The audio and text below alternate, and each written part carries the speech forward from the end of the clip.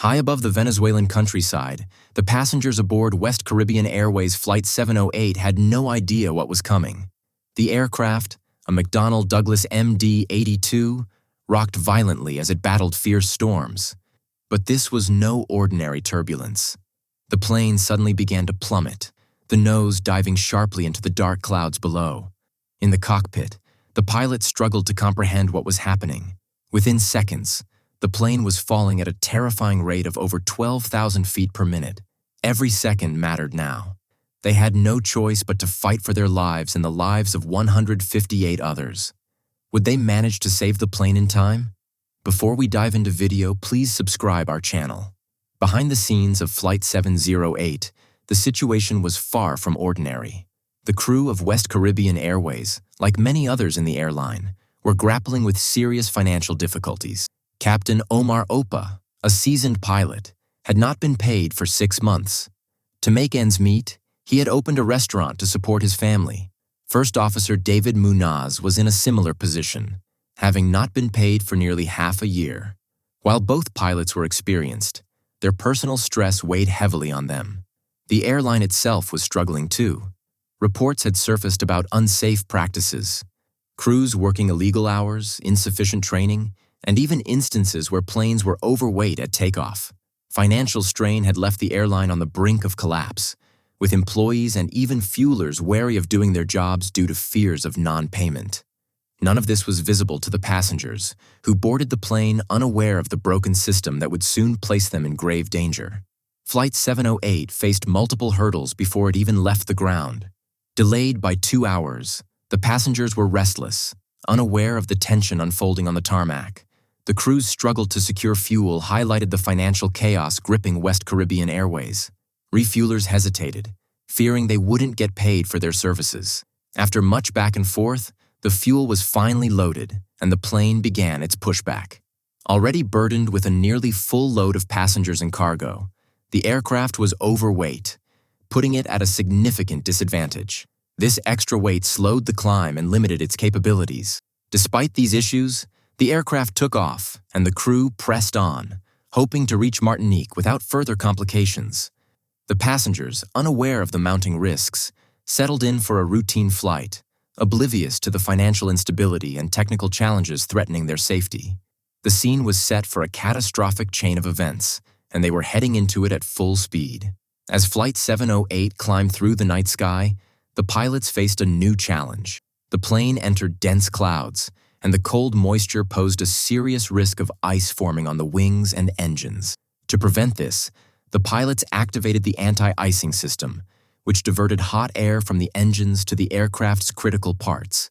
This action, though necessary, came at a cost. The engines lost some thrust. The aircraft struggled to climb to its cruising altitude of 31,000 feet. The performance tables indicated that the plane's current weight would make reaching that altitude difficult. But the pilots didn't check them. Despite the slow climb and the reduction in engine power, they pushed on, unaware of how close they were to exceeding the aircraft's limits. Tensions were rising in the cockpit, but the pilots didn't grasp how critical the situation had become. Their decision to continue climbing would set the stage for the crisis to come. As the aircraft entered turbulent air, the pilots faced another difficult decision. The weather radar displayed severe storm clouds ahead, forcing them to alter their course. To avoid the worst of the storms, First Officer Munaz requested a heading change, which air traffic control approved. But there was another option: flying above the storm clouds. This could save fuel and provide a smoother ride for the passengers. The pilots decided to climb higher, requesting an altitude increase to 33,000 feet. Normally, the plane would have been capable of reaching that altitude, but with the anti-icing system running, engine performance was compromised. The aircraft's ability to climb was already strained, yet the pilots pressed on, determined to avoid the storms. They climbed slowly, fighting the plane's limitations, all while the storm clouds loomed ahead. Despite the obvious warning signs, they pushed the aircraft beyond its capabilities, unaware that this decision would push them closer to disaster. As the plane continued its climb, the pilots encountered a critical issue. The aircraft's speed began to drop dangerously. To maintain their altitude, they had to keep the anti-icing system on, which further reduced engine thrust. This created a vicious cycle. Less thrust meant slower speeds, and slower speeds made it harder to stay in the thin air at 33,000 feet. Despite these warning signs, the pilots did not reconsider their course of action. The captain opted to continue climbing, but the plane's performance was already beyond its limits. With each attempt to climb higher, the aircraft struggled to maintain speed. Eventually, the captain turned off the anti-icing system in an effort to gain more power. But even with increased thrust, the plane could barely accelerate. The aircraft was already in a critical state, and the pilots were too focused on maintaining altitude to recognize the danger. They were pushing the plane to a breaking point. As Flight 708 struggled to maintain altitude, the situation grew increasingly dire. The plane's speed continued to drop, and the engines struggled to keep up with the demands of the climb. Despite the clear signs of trouble, the pilots failed to recognize the severity of the situation. The aircraft was now in a dangerous state. Its nose pitched too high, creating more drag and slowing it even further. In a last-ditch effort to salvage the situation, the captain ordered a descent. However, as the plane descended toward 31,000 feet, a sudden gust of wind hit the aircraft, destabilizing it. The plane was now dangerously close to stalling.